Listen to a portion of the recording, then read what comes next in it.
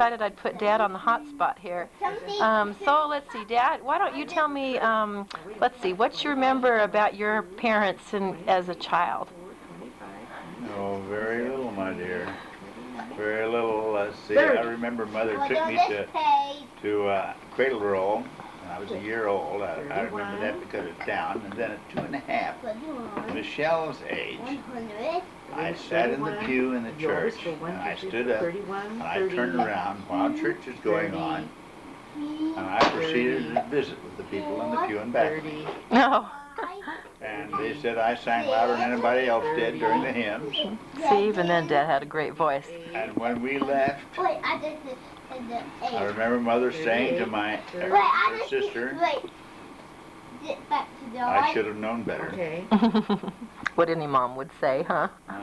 Sure so. And Michelle reminded me of that tonight when she was sitting up, turned around, looking back at playing. In church. And that's about all. And let's see, what about your dad? What did your dad do? Well, he seemed to work all the time. He worked for the railroad for a long time, Santa Fe. The skunk doesn't count, but he sure Atchison, stinks, Topeka, and doesn't Santa he? Fe. How did they end up in Kansas? And, well, he was born in Kansas. Okay. And I was born in Kingman in 1922, May. And when was your dad born? He was born in 1880. 84. 82, I think. I'm not sure. 1882 in Milan, Kansas. That's near Winfield. 6. And I should have let you finish. You were born May 22nd, huh? Yeah. Yeah. 49. But then he worked for the railroad, and then when we left Kingman, Kansas, where I was born when I was a year old, Mother used to take me down, when we lived in Kingman, took me down to our Kansas City to a chiropractor to turn my left foot around. And when I was 2 years old, 2.5 years old, they took the bandages off, and my foot was okay, just like everybody else's. So and we had moved to Winfield before then, Kansas. And it was turned around backwards when you were born? Yeah. Is that right? Yeah. Left leg. Yeah. And so we moved to Winfield, and then the depression, my dad couldn't get a job. He got a job working for the Methodist Episcopal Church in town. And he was busy every day and most evenings, so I didn't see very much of him. He was a custodian. Yeah, he was a custodian. And he worked very hard. And he was apparently did a good job. There's a picture of him when he worked for the railroad in Winfield. And he was the tallest one there, and it was in the little book that Grandma gave me last year for my birthday, Winfield, past and present. His picture's in there, and he's the tallest one there. I remember the old railroad station. It was a big place, but very small compared to what they are now. Do you remember what your address was in Winfield? 701. Well, first I remember we lived on Mansfield, and that house does not exist anymore. Then after Mother died, then we moved to my Aunt Lou's house that she owned but didn't live in, 220 West 11th. Was that the house that she lived in when I knew her? No, this was not Aunt Lou's house. Aunt Lou and Grandma and Grandpa lived at 212 West 10th. That was a spooky house. I remember that as being a very spooky house as a child. Well, that was a smaller house. The big house, you probably didn't go in. That was a spooky house. Well, the one I remember, there was a big porch in the front, and you walked in kind of a central foyer, and Uncle Hal and Aunt Rella lived off to the left side. It was a duplex with 2 bedrooms upstairs. Yeah, and Aunt Lou lived on the right side, and then there was a stairway going up. Upstairs to the 2 bedrooms. And there were 2 tiny bathrooms downstairs. I mean, tiny. Grandpa Moran built that. Oh, really? Oh, I didn't know that, huh? He had a planing mill, and this Grandpa Moran, he built the area around the 4 clocks that were in the old courthouse. The wood that went around the clocks to hold them in place. Oh, He built he didn't build this clock that I've got, did he? It was Aunt Lou's clock? No. Oh, okay. she didn't build that. But Let's see. What about Aunt Hazel? What do you remember about Aunt Hazel? My Aunt Hazel, your sister Aunt. I mean. Aunt Hazel, she was 13 years old when Mother died, and I was 5. And she continued on for 2 years. We went from one aunt and uncle to another aunt and uncle until my dad finally remarried. And then we lived on at 220 West 11 and 701 East 8th and another house. I don't remember where that was. But we lived at 701 East 8th till I got through school. And then I went to live with Aunt Lou because I was starting Southwestern College. Honey, I'm listening to Grandpa right now. I'll talk to you in a little bit. What was your stepmom then? Her name was Etta Pierce before they were married. She had lived in Oklahoma and she and her husband had a farm. But I think they moved into town before because he was much older than her. They had 1 son and 3 daughters. Very fine people. She was a very fine woman. We just, apparently I was too much for her. Oh, you're probably a sweet little boy. Oh, no. No, I wasn't. Unfortunately. She was a very fine lady. I find this out after I meet the stepchildren again, after 50 years. And they're all... You got a whole new family a few years ago. Oh, yeah. What about, Mom, why don't you scoot in next to Dad, and why don't you guys tell about how you guys met? Oh, well, Oh, that one. I went to the young adult group at the Methodist Church in Fresno, and our meeting the group had turned into kind of a matrimonial bureau. They paired off. Paired off. And there were only I don't know, 4, 5, 6 of us left, and one night in walks this guy. Well, it's a little different. I had already arrived, and she walked in. She had her coat buttoned up. Uh-oh, 40 years has dimmed the memory of somebody. Anyway, one night he showed up at this little group. Yeah, and she walked in the door. She had her coat buttoned up. I didn't know if she was fat, skinny, or what. And anyhow, I looked at that face and I said, that's it. And it was. But of course, I had to make sure she went without a lot of sleep before she got worn down, bragged out, and said yes. But of course, then after she said yes, I would go home after being over to her house for the evening, then I'd call her up. So until we got married, she didn't get any sleep. And kept her on the phone. Those are the days. Let's see, and tell me about your honeymoon. Oh, our honeymoon, our destination was Crater Lake. Yeah. But when we got to Crater Lake in August, whatever day it was, 3 or 4 days after the wedding, Bonnie, it was honey, you're right in front of the camera. At least your hair is.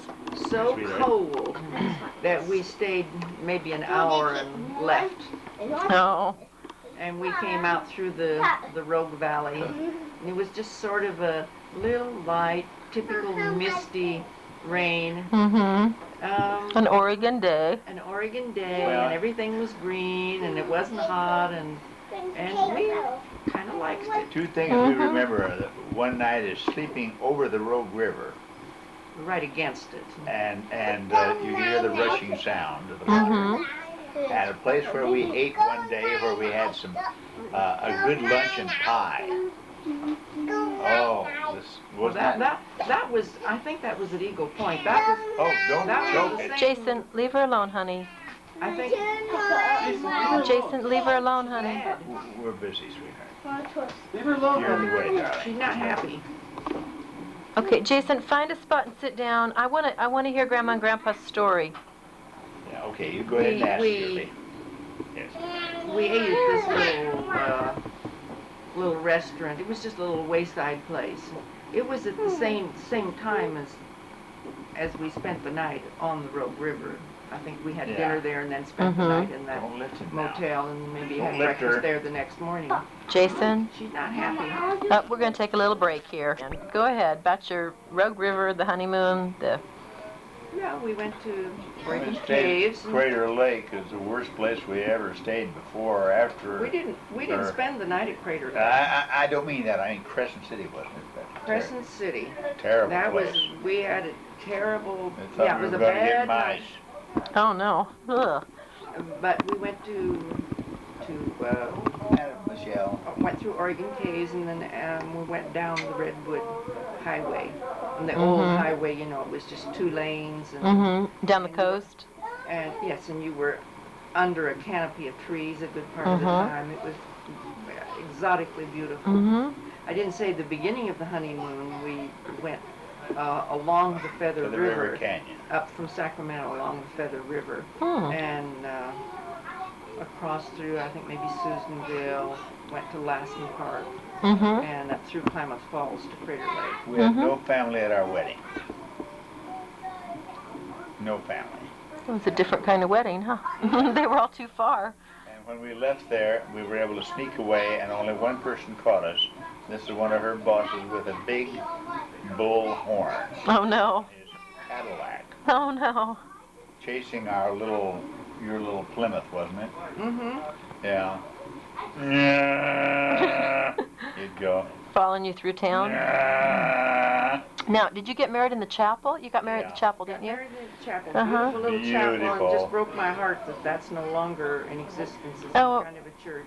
The chapel is still there. It's a separate building, and is But not, it's- and it was a school last time It's a we school. checked it. It's not anything Oh. church anymore. It's no Huh. longer in use as a chapel. It just really hurt my feelings. So, but was this the chapel that was part of the Methodist Church? Yeah. Yes, Oh, okay, but the okay. church. But it was added on separate. It hadn't been built very long before we were married. Maybe 3 or 4 years, perhaps. I mean, it was quite new when we were married there, and the church proper was condemned by the fire marshal, and it would have cost so much to bring it up to code that they simply tore it down. You know what? This is flashing battery at me inside here, so I guess I better let you have a chance to say whatever last thing. Mom, did you want to say something about your parents or your early memories? Oh, well, I'd need a second to think about it. Oh.